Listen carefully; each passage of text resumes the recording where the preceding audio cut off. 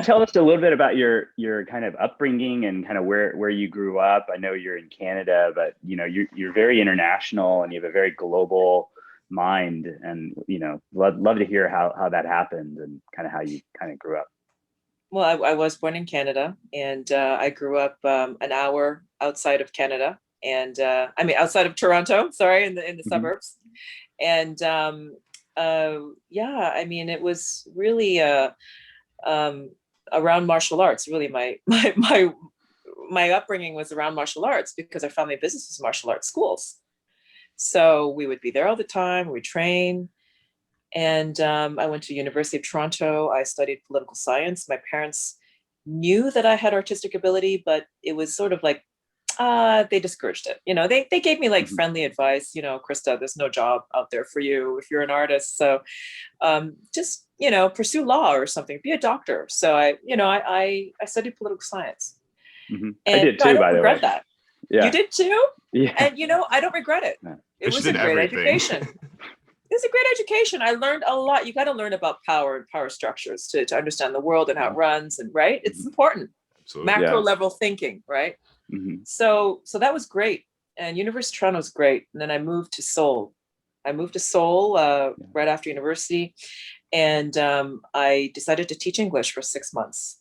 I'm like, bye. And then I ended up living there for 5 years. And I became a journalist. I wrote for the Korea Herald newspaper. Wow. And then met my ex-husband. We got married, and then we moved to Tokyo. We lived in Tokyo for 3.5 years, which is amazing. I mean, that was just incredible because that was where I really flourished.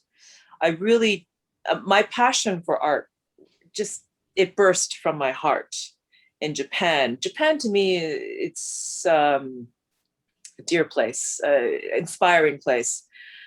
Zen, the entire Zen philosophy and how the architecture and the way they live and their way of life and the way they cherish things in a beautiful way.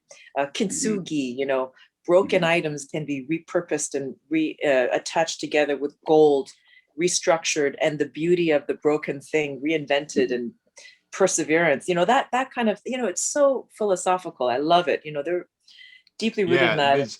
There's a sense of valuing possessions without being materialistic. Correct. That's something I've never seen any other culture like really figure out. Yeah. It's kind of crazy. It blows my mind. Exactly. Yeah. So inspired me. So I started learning abstract painting then from a Japanese abstract painter. And I was, tutored every week.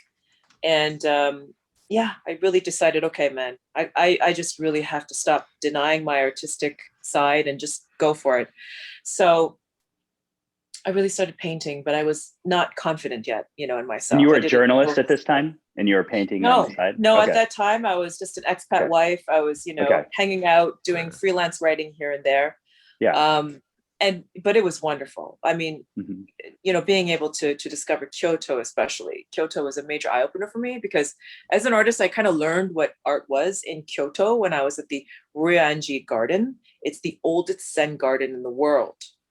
And when you sit there, it's like such an honored place. And people go there and they sit very quietly. So much respect. And it's a very simple, like there's so much hype about it. You go there like, wow, is this it? So you sit there and you look at it and you realize, oh my God, these Zen monks, they created there's emptiness, the space between the rocks, the formations. That was purpose so that those spaces of emptiness would actually be mirrored in the minds of the viewer. Art and the world is a mirror of the mind. And this also is why I wanted to create beauty in the world, because beauty then is mirrored into the mind of the human being. And you know what? There is evidence that if you beautify places that have people are suffering, or there's poverty, if you beautify these places, it helps. It uplifts people. And actually, the art behind me that you see, I'm actually integrating into healthcare. I'm bringing it to hospitals for healing.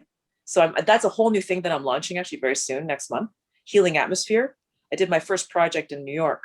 So it's all about like bringing art into the healing space where people can, you know, just feel better. And I want to do that in SuperWorld too. I think SuperWorld and augmented reality should serve that purpose. Like, I have an amazing project that is kind of top secret, but it's the next NFT drop that I want to do within, I think in May, maybe sooner than that.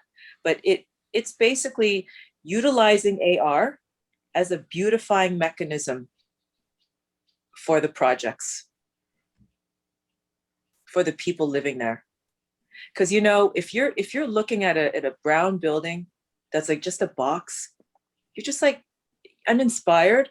And if it's ugly to you, then that actually mirrors into your mind and you treat it with disrespect. But if you see something of beauty, automatically in your heart, you can't harm the thing. You want to treasure it, right? It's an automatic human response. Mm-hmm. So there's a lot of philosophical, you know, and psychological aspects of art that fascinate me. And yeah. And then so Japan, and then I moved to Singapore. Mm-hmm. And I had my son was born in Tokyo, my daughter was born in Toronto, and then we moved directly to Singapore and lived there for 5 years. And that was fantastic.